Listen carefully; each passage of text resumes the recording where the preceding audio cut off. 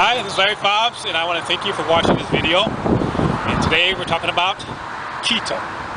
What it is because it's the latest buzzword. So, like I had recorded my other videos, we have Thomas DeLear, who is one of our coaches. He also has a website, he's a trainer and things like that. But he's on board with us with this product here, the Ketogen 4. This right here is the only true fat burner product for keto on the market. Also, when you purchase this product, you can be part of a Facebook group. Because a lot of people are trying this, they're using it, and they're getting a lot of results. They say, yes, this is a real fat burner.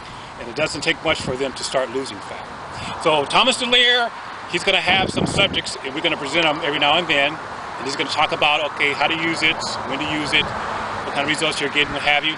And so that's what this intro video is all about, to let you know that the following video is going to be him talking about a subject on keto. Also, we have a board of certified doctors who also are part of this, because this is a very important product, it is very beneficial, and is very effective. The best fat burning product on the market. So once again, thank you for watching this video, and watch Thomas describe other features of keto. Okay, until then, take care. No one is exempt from craving things when you're on a ketogenic diet, when you're fasting, when you're eating carbs, whatever. We're all human. We're all going to have periods of times where we just want to indulge in something. And honestly, I am certainly not exempt from that. So because I'm human, I wanted to do a video that shows a couple of different ways that I maintain my sanity, specifically when I'm on a keto diet. Okay, ways that I make it so that I'm a little bit more full, make it so that I don't just feel the desire to reach for something sweet.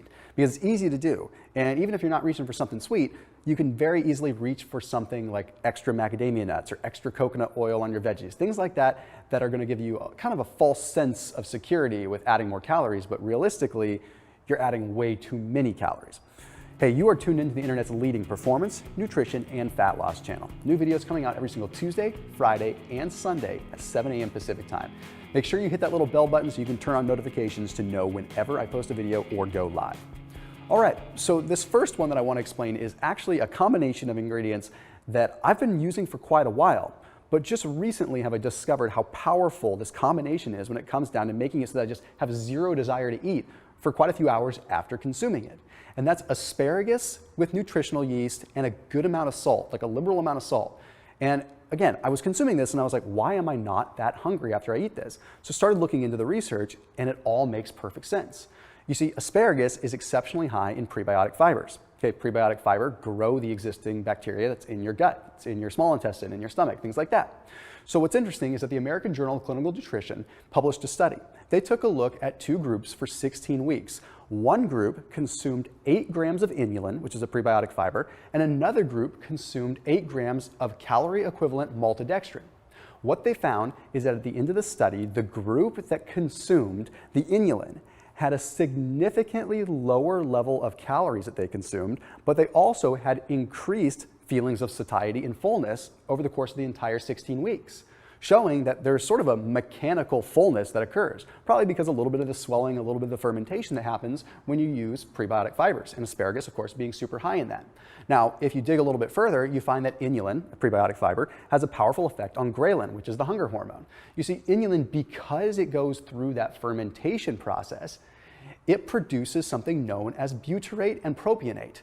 These are two things that trigger a pretty unique response in the body. They trigger what is called glucagon-like peptide 1, also known as GLP-1. GLP-1 has a direct track record of lowering your ghrelin levels.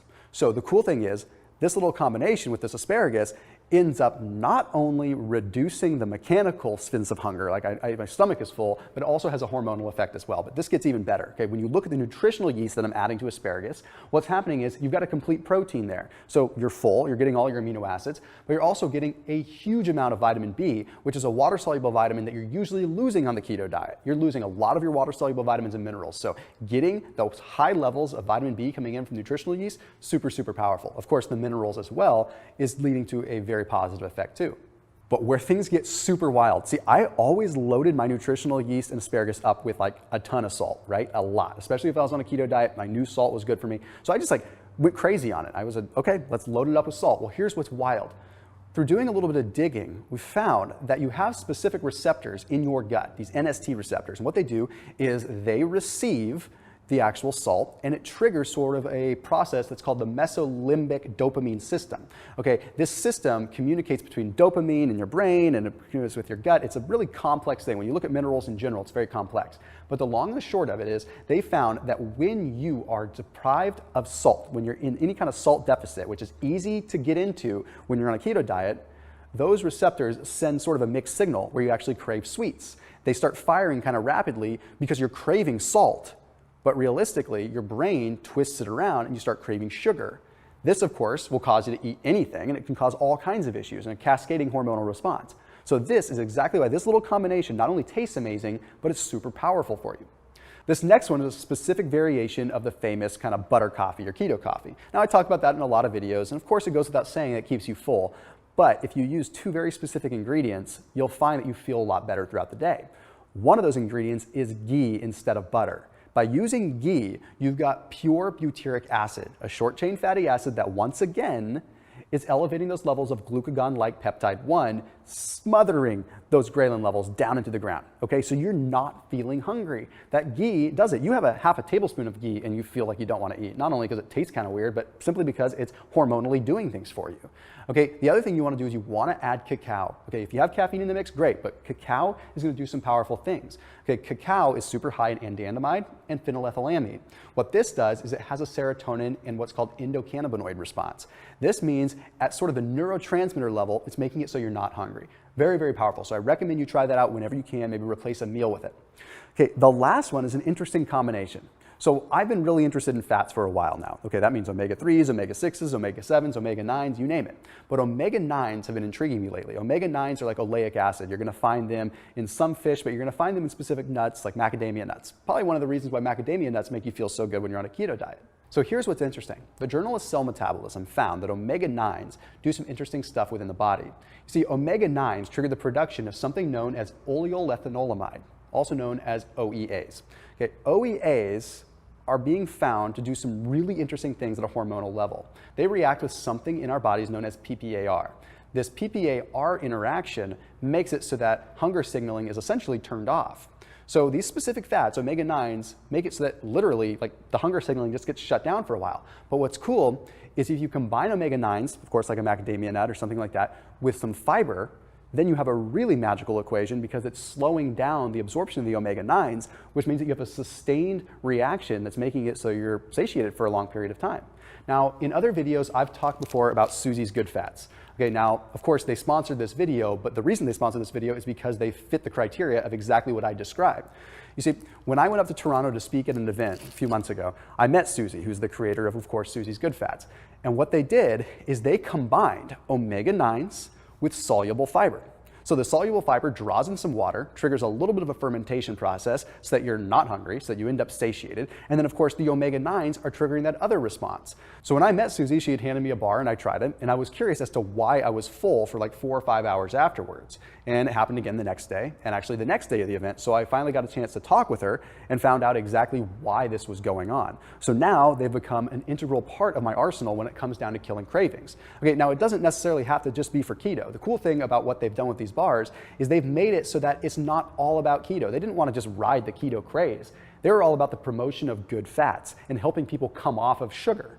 So the cool thing is, yes, it will definitely work for keto, but it's not just for keto. It's designed to keep you full and combine the right fats with the right soluble fibers to keep you satiated for the longest period of time, and in my case, keep me sane while I'm doing a keto diet, or if I'm just trying to reduce calories in general. So I want to make sure that you check them out. Now, the cool thing is they've made it big. They're finally in Whole Foods, so you can check them out in Whole Foods if you want. You can definitely get them there, but there's also a special link down in the description below if you want to take advantage of a special offer for my fans and for my viewers. So make sure you check them out down in the description below. If you don't want to buy online, head on over to Whole Foods. So interestingly enough, those are the 3 most recent things that I've found that are helping me out. Okay, the nutritional yeast on the asparagus was a huge win. I add that with almost every meal now. So I sit down, I have a little bit of food, I have some chicken, maybe some ground beef, something like that. And then I go ahead and I add my asparagus with nutritional yeast, and magically I'm not hungry. The bulletproof coffee that I do a few days a week, yep, I'm using it with ghee, and I'm using it, of course, with cacao. And then, of course, I've got the Love Good Fats, Susie's Good Fats bars. And the cool thing is also they now have a plant-based version as well.